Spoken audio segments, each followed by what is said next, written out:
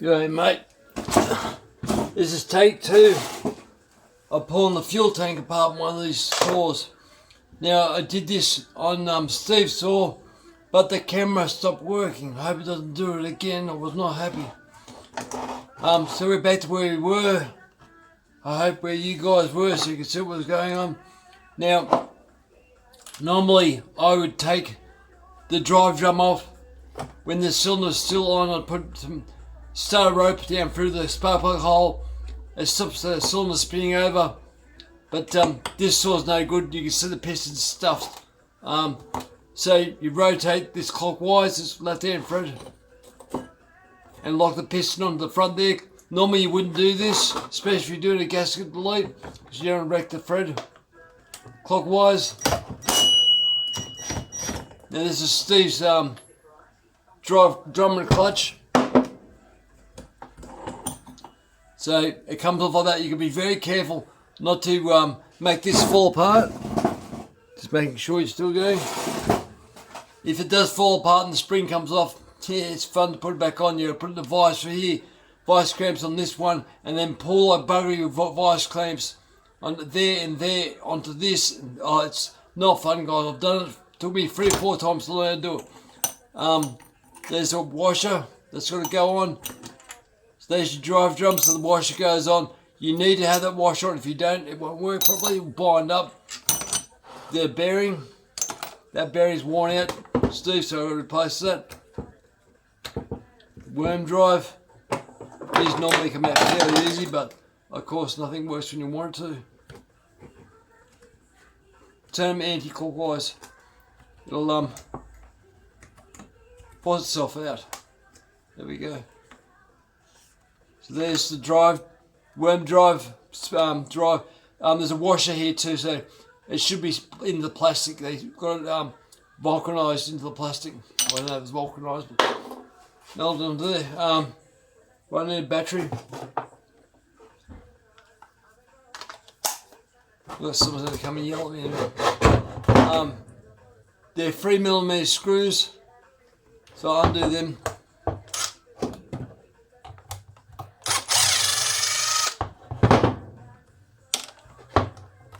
Pull this cover off.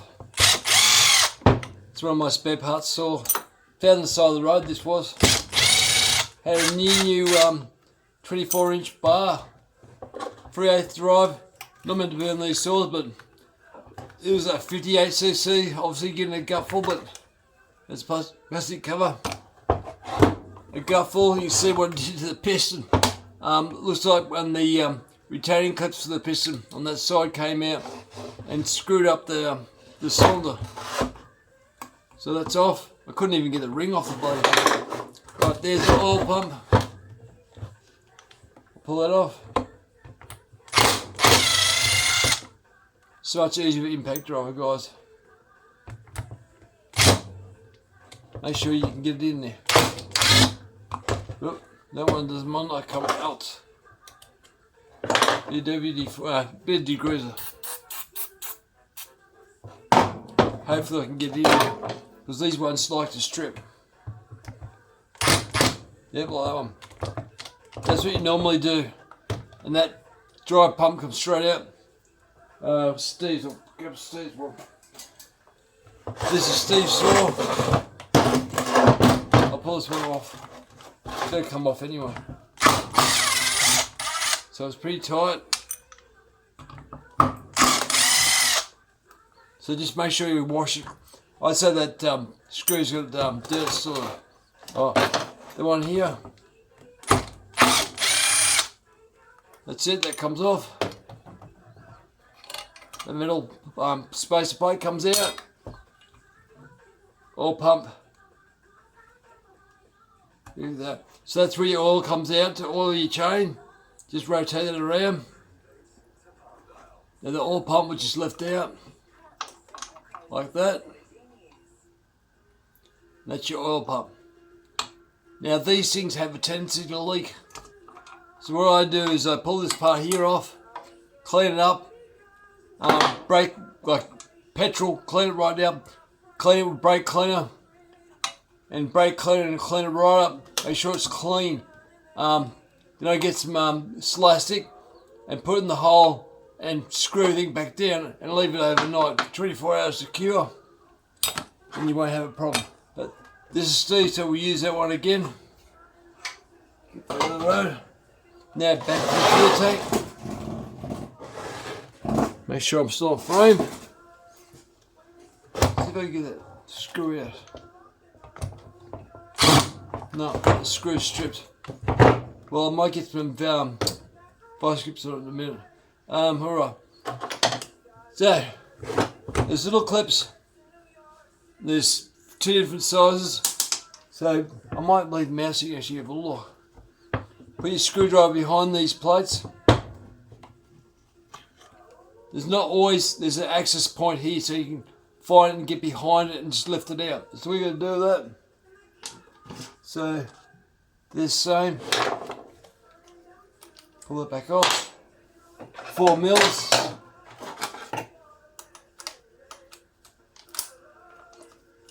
I want the dogs on this one because Steve doesn't have that. Falling spikes.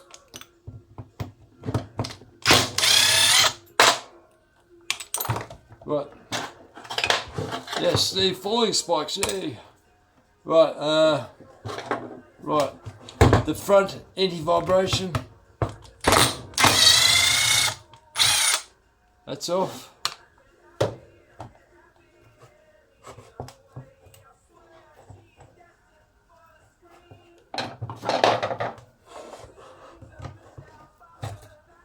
There you go. Sometimes they're tight. That never happened that tight though. Phillips head screwdriver.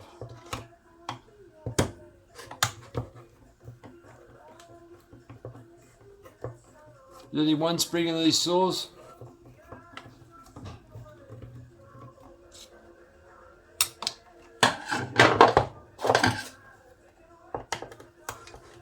Phillips head. I think the last saw was Allen key screw. Not entirely Phillips head or Allen key, but the older one, the Frankenstein's got straight screws, and this one's got a straight screw. It's an MTD brand, this one. I'm pretty sure.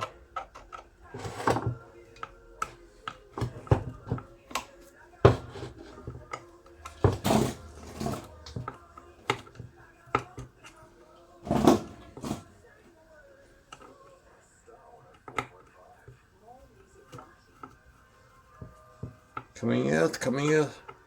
It's like a big woodwork screw, very coarse thread.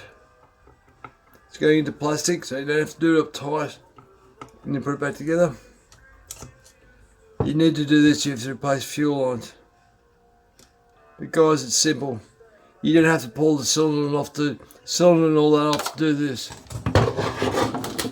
This is just the next step, I'd show. Right. Little screwdriver. Get behind, underneath like that. Pop it up. Next one, get it behind, up and out.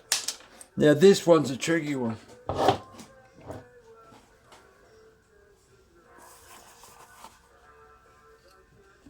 This one's even harder to put back in. But Steve's missing his. So here we go, she's out. You have to put it in because it makes the saw a lot more of a tighter saw flow. Right, Phillips head screw.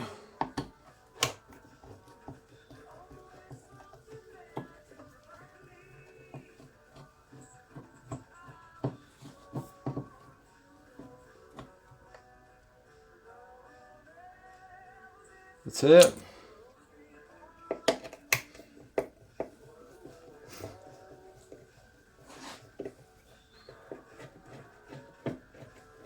Phillips head, it's out.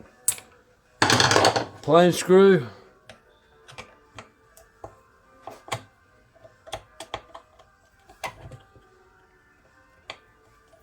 Plain screw, I should say.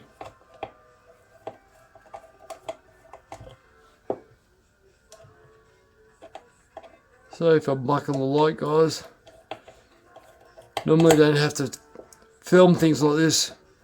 See out here in the shed by myself. find it relaxing.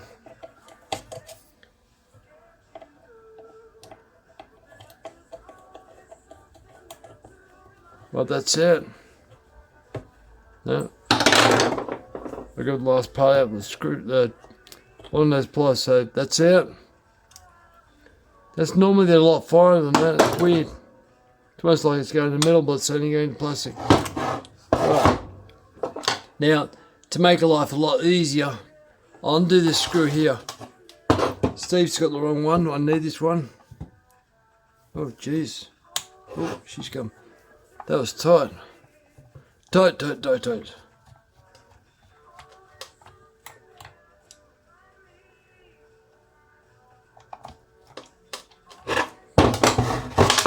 There. That's the screw for the accelerator handle.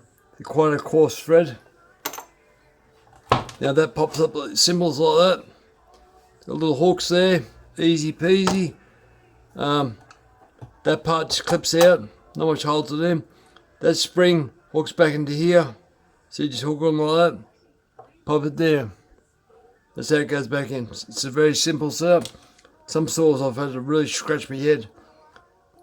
Lift the accelerator up a bit. The lever will pop out of its hole like that. Let it drop down. We'll rotate it and let it drop down like that. Pull it, and it's like putting on a fishing lure. Just pull it back through the rubber like that. So do the reverse, you push it back in. Comes back like that, and you can feed it through the hole. It's not hard. Most people can work that out. Now I've already pinched the fuel line of this, so that's not here no more. Oh, this one's got the switch.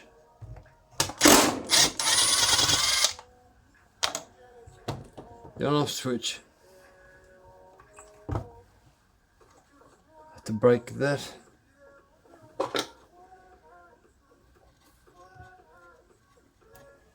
Things you keep, guys, like there's a heat shield here. Now I keep these simply because when you replace a pulse line, which I will on the saw, I cut that in half and slide that down near fuel line. Fuel line like this. Hold the fuel line. This fuel line like that. It melts. It gets so hot it melts, so this will protect it.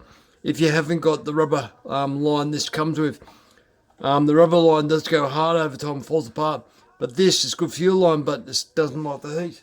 So I keep that part there. Right, we'll keep that. Now, just a bit of a wiggle. And lift the saw out. So, the saw itself fits in that part there. And slides in. It's not complicated, guys. You can lift it up that way too. No. Yeah, it comes out like that. So it's not hard. So there's these rubbers, so I'll put that there. Don't want that. These rubbers can go either. Probably best way for these is to push them through.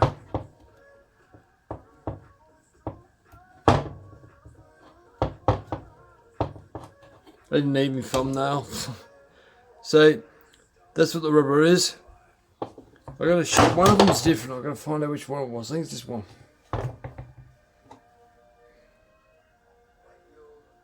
No, they're the same. I know one of them's different. I thought it was that one.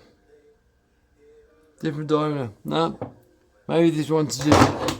They have different sort of individual bloody stuff.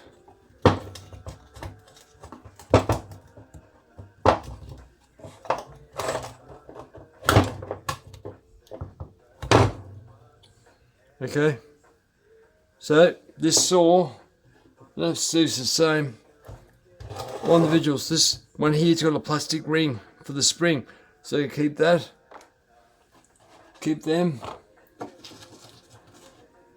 all plastic bits, get rid of that too. So that's stripped as much as I want off this saw. Now, I want this flywheel for Steve's saw. Reason being it's got metal, so I need that. Where's the socket? Right, the only way I'm going to get this off, it's right hand thread. Just this way.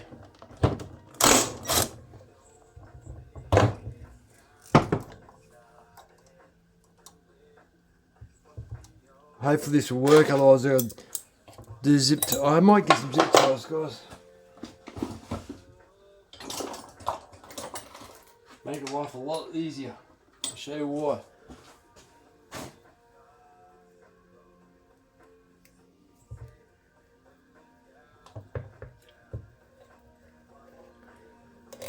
Zip tie these out of the road of a hammer. Like that.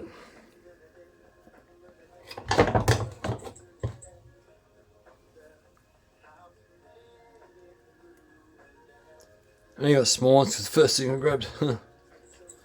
Alright.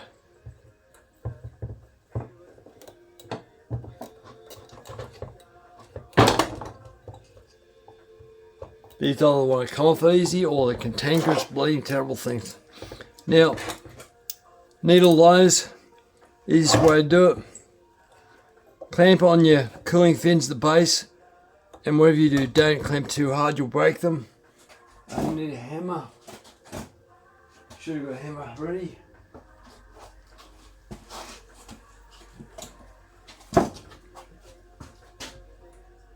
Now,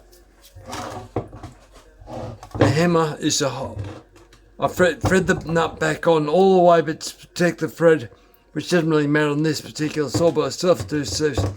Now, hold the saw, the weight of the saw, with the vice, needle nose vice clamps on the flywheel, because with this weight, when you go whack, the weight, the force of the whack goes through, and the weight is on this flywheel, should pop off.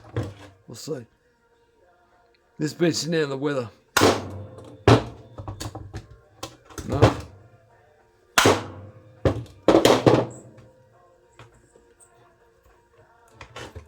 Almost.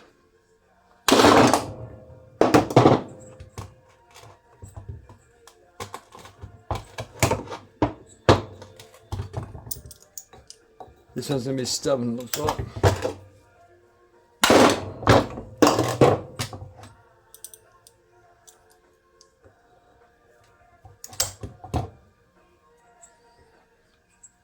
Well, I don't keep correcting Frank on this one. They're on WD-40 it overnight, I think.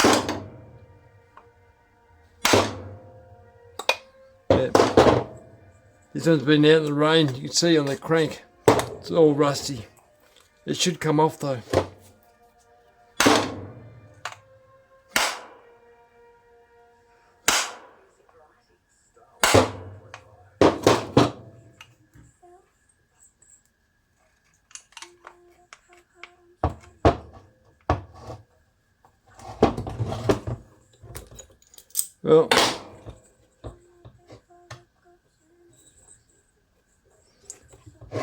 Well, I'll have to do it in the morning. I think it's getting a bit late tonight. But look, normally not too bad. I'll put some WD-40 on it. Give it a squirt. I'll do it again tomorrow. Put some heat on it. But that's normally what you do to get these off. Pretty easy. I'll pull the coil off. Yeah, she's rusty.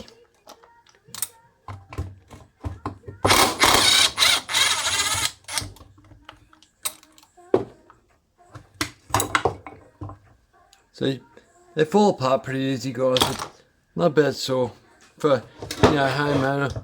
But they're cheap way of getting into porting. So, show this rust in here.